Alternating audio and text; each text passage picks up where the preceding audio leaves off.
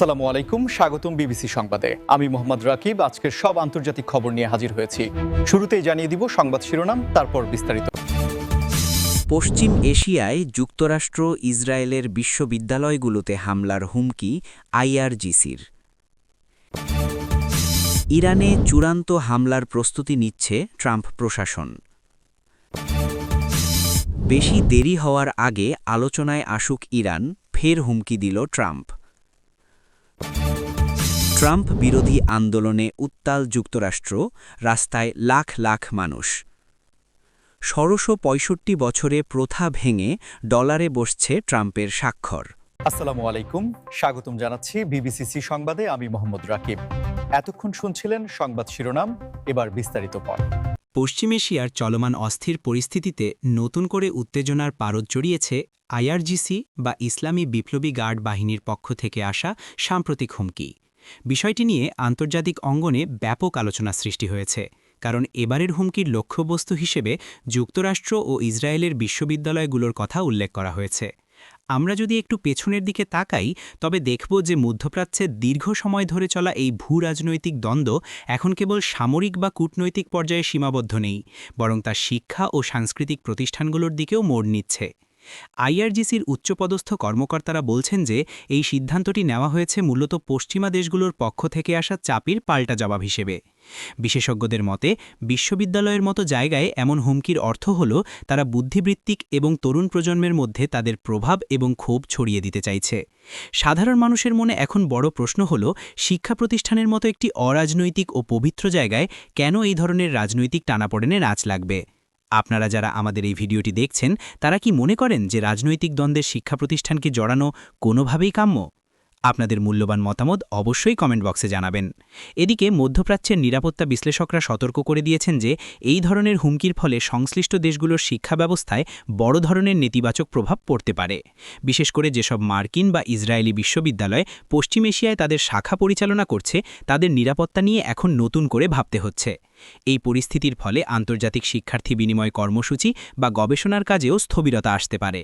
সামাজিক যোগাযোগ মাধ্যমেও এই খবরটি নিয়ে ব্যাপক আলোচনা চলছে এবং অনেকেই এই বিষয়টিকে অপ্রত্যাশিত বলে অভিহিত করেছেন। তবে এই হুমকির বাস্তবায়ন কতটুকু সম্ভব বা এটি কেবল একটি মনস্তাত্ত্বিক চাপ সৃষ্টির কৌশল কিনা, তা নিয়ে এখনও বিতর্ক রয়েছে। আমাদের চ্যানেলের আপডেট পেতে যারা এখনও সাবস্ক্রাইব করেননি, তারা এখনই সাবস্ক্রাইব করে বেল আইকনটি চেপে দিন, যাতে এই ধরনের গুরুত্বপূর্ণ খবরের গভীরে আমরা একসাথে পৌঁছতে পারি। ইরানকে ঘিরে বিশ্ব রাজনীতিতে এখন চরম অস্থিরতা বিরাজ করছে এবং ট্রাম্প প্রশাসনের পক্ষ থেকে চূড়ান্ত হামলার প্রস্তুতির যে খবরটি সামনে এসেছে, তা পুরো বিশ্বের অর্থনীতি ও নিরাপত্তার জন্য একটি বড় উদ্বেগের কারণ হয়ে দাঁড়িয়েছে। ডোনাল্ড ট্রাম্প ক্ষমতায় আসার পর থেকেই তার পররাষ্ট্রনীতিতে ইরানের প্রতি একটি কঠোর অবস্থান আমরা লক্ষ্য করেছি, কিন্তু এবারকার প্রস্তুতির ধরনটি অনেক বেশি আক্রমণাত্মক বলে মনে করছেন বিশ্লেষকরা। পেন্টাগন এবং হোয়াইট হাউসের সূত্রগুলো থেকে পাওয়া তথ্য অনুযায়ী এই চূড়ান্ত হামলা কেবল সামরিক শক্তি প্রদর্শন নয়, বরং ইরানের পারমাণবিক সক্ষমতা এবং তাদের সামরিক অবকাঠামোকে পুরোপুরি অচল করে দেওয়ার একটি দীর্ঘমেয়াদী পরিকল্পনা। ট্রাম্প প্রশাসন মনে করছে যে আলোচনার টেবিলের চেয়ে সামরিক চাপের মাধ্যমেই ইরানকে নিয়ন্ত্রণ করা বেশি কার্যকর। তবে এই খবরটি চাউর হওয়ার পর থেকেই আন্তর্জাতিক তেলের বাজারে বড় ধরনের অস্থিরতা দেখা দিয়েছে, যার প্রভাব বাংলাদেশের মতো উন্নয়নশীল দেশগুলোর ওপরেও পড়তে পারে। আপনারা যারা আমাদের নিয়মিত দর্শক, তারা জানেন যে তেলের দাম বাড়লে নিত্য প্রয়োজনীয় জিনিসের দাম কিভাবে বেড়ে যায়। তাই এই উত্তেজনা কেবল দূর দেশের কোনো ঘটনা নয়, বরং এটি আমাদের জীবনের সাথেও সরাসরি যুক্ত। যদি আপনি মনে করেন এই তথ্যটি অন্যদেরও জানা প্রয়োজন, তবে ভিডিওটি এখনই শেয়ার করুন।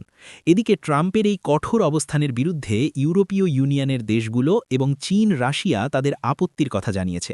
তারা মনে করছে কোনো সামরিক পদক্ষেপ মধ্যপ্রাচ্যে এক বিশাল মানবিক বিপর্যয় ডেকে আনতে পারে, যা সামলানো বর্তমান বিশ্বের পক্ষে কঠিন হবে। যুক্তরাষ্ট্রের অভ্যন্তরেও এই নিয়ে মিশ্র প্রতিক্রিয়া রয়েছে। ডেমোক্র্যাটরা মনে করছেন এটি ট্রাম্পের একটি হঠকারী সিদ্ধান্ত হতে পারে, যা বিশ্বকে তৃতীয় বিশ্বযুদ্ধের দিকে ঠেলে দিতে পারে। তবে ট্রাম্পের সমর্থকরা বিষয়টিকে জাতীয় নিরাপত্তার স্বার্থে প্রয়োজনীয় বলে মনে করছেন। এই ধরনের জটিল রাজনৈতিক পরিস্থিতিতে সাধারণ মানুষের নিরাপত্তা এবং বিশ্বশান্তি বজায় রাখাটাই বড় চ্যালেঞ্জ। ডোনাল্ড ট্রাম্প তার স্বভাবসুলভ ভঙ্গিতে ইরানকে নিয়ে আবারও এক চরম হুঁশিয়ারি উচ্চারণ করেছেন, যেখানে তিনি বলেছেন বেশি দেরি হওয়ার আগেই ইরানের উচিত আলোচনার টেবিলে আসা। এই বক্তব্যটি একদিকে যেমন আলোচনার প্রস্তাব দিচ্ছে, অন্যদিকে এটি একটি প্রচ্ছন্ন হুমকি হিসেবেও কাজ করছে। ট্রাম্পের এই বার্তার মূল উদ্দেশ্য হল ইরানকে এমন এক কোণঠাসা অবস্থায় নিয়ে যাওয়া, যেখানে তাদের কাছে আত্মসমর্পণের মতো করে আলোচনায় আসা ছাড়া আর কোনো পথ খোলা থাকবে না। কূটনৈতিক বিশ্লেষকরা বলছেন যে ট্রাম্প এখানে গাজর এবং লাঠি নীতি প্রয়োগ করছেন, অর্থাৎ তিনি একদিকে শান্তির কথা বলছেন কিন্তু অন্য হাতে কঠোর সামরিক পদক্ষেপের ইঙ্গিত দিচ্ছেন। ট্রাম্পের দাবি অনুযায়ী ইরান যদি পারমাণবিক কর্মসূচি পুরোপুরি বন্ধ না করে এবং তাদের আঞ্চলিক প্রভাব কমিয়ে না আনে, তবে সামনের দিনগুলোতে তাদের জন্য ভয়াবহ পরিণতি অপেক্ষা করছে। মজার বিষয় হল, ইরান বরাবরই এই ধরনের হুমকিকে উপেক্ষা করে এসেছে এবং তারা তাদের সার্বভৌমত্বের প্রশ্নে কোনো আপোস করতে রাজি নয়। তবে এবারের পরিস্থিতি কিছুটা ভিন্ন, কারণ ট্রাম্প প্রশাসনের মধ্যে এখন এমন সব ব্যক্তিদের অন্তর্ভুক্ত করা হয়েছে যারা ইরানের ব্যাপারে অত্যন্ত কঠোর। এই ভিডিওটি যারা দেখছেন তাদের প্রতি অনুরোধ, আন্তর্জাতিক রাজনীতির এমন সূক্ষ্ম বিষয়গুলো বুঝতে আমাদের চ্যানেলটির সাথেই থাকুন এবং ভিডিওটি ভালো লাগলে লাইক দিতে ভুলবেন না। ট্রাম্পের এই হুমকির পর ইরানের পররাষ্ট্র মন্ত্রণালয় থেকে একটি বিবৃতি দেওয়া হয়েছে, যেখানে বলা হয়েছে যে তারা চাপের মুখে কোনো আলোচনায় বসবে না। তবে পর্দার আড়ালে কোনো আলোচনা চলছে কিনা তা নিয়ে নানা মহলে গুঞ্জন রয়েছে। বিশেষ করে ওমান বা কাতারের মতো দেশগুলো, যারা বরাবরই মধ্যস্থতাকারী হিসেবে কাজ করে, তারা হয়তো নতুন কোনো উদ্যোগ নিতে পারে।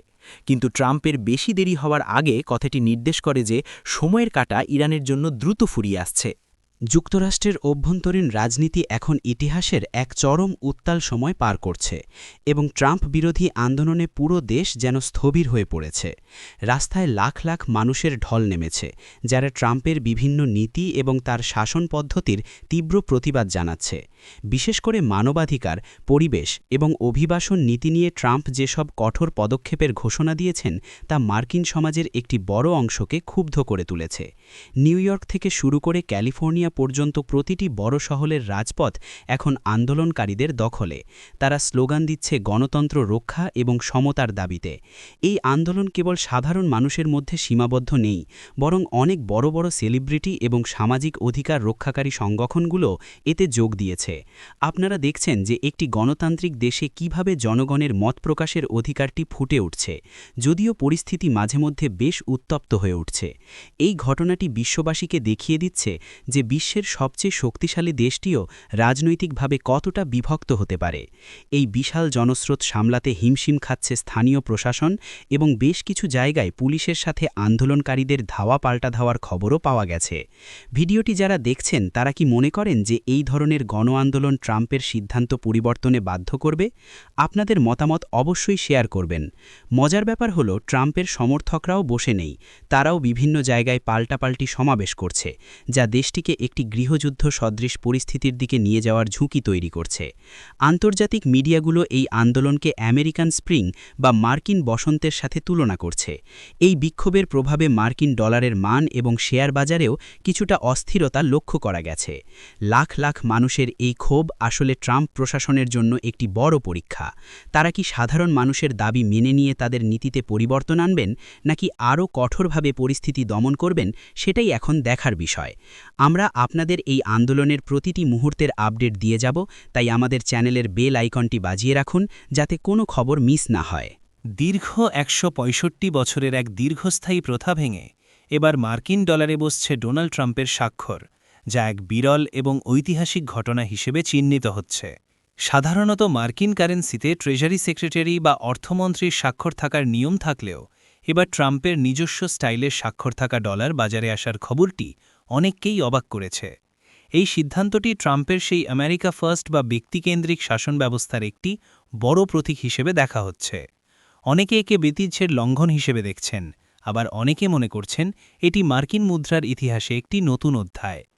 ঐতিহাসিকভাবে ডলারে কার স্বাক্ষর থাকবে তার জন্য নির্দিষ্ট আইনি কাঠামো রয়েছে, কিন্তু ট্রাম্প প্রশাসন সেই প্রথাকে পাশ কাটিয়ে এই পরিবর্তনটি নিয়ে এসেছেন।